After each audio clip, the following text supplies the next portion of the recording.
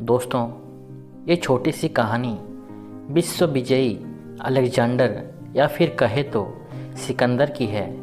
तो आइए इसे सुनते हैं। विश्व विजयी अलेक्जेंडर युद्ध खत्म करने के बाद लौट रहे होते हैं।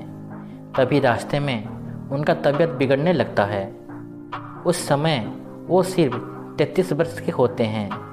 धीरे धीरे तबीयत बिगड़ना बढ़ता चला जाता है।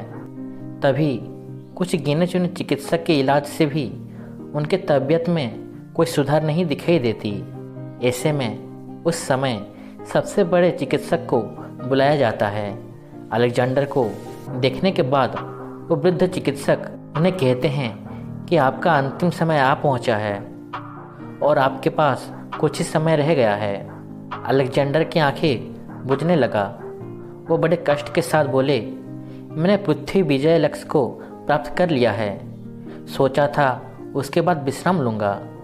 ये आप क्या बोल रहे हैं? मैं आपको मेरे विशाल राज्य देने के लिए तैयार हूँ। मुझे जैसे भी हो आप अच्छा कर दीजिए। वृद्ध चिकित्सक बोले, सिकंदर, आप भ्रांति में हैं। याद रखना, भगवान आपको जितने समय तक जीवित रखते हैं, पृथ्वी के कोई भी वस्तु के खर्च से आपको उससे ज़्यादा समय नहीं मिलता। तभी सिकंदर को दार्शनिक डियोजेनस की बातें याद आई।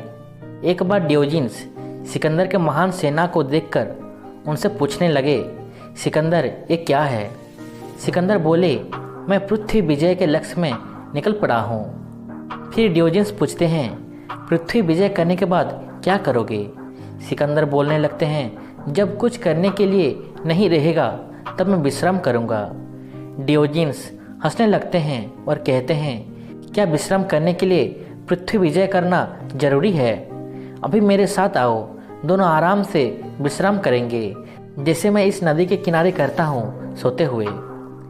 इस बात को सुनकर सिकंदर कुछ नहीं कहते और उन्हें प्रणाम करते हुए अपने रास्ते में चले जाते हैं। लेकिन विश्व विजय सिकंदर को जीवन के अंतिम समय में इसी बात का सार पता चल पाया। दोस्तों, इस छोटी सी कहानी से ये पता चलता है कि मनुष्य धन संपत्ति अर्जन करने में ही उसका सारा का सारा समय लगा देता है और वो उसको उपभोग भी नहीं कर पाता। दोस्तों, इस छोटी सी कहानी से आपको क्या क्या सीख मिलती है उसको कमेंट में ज़रूर लिखें। धन्यवाद।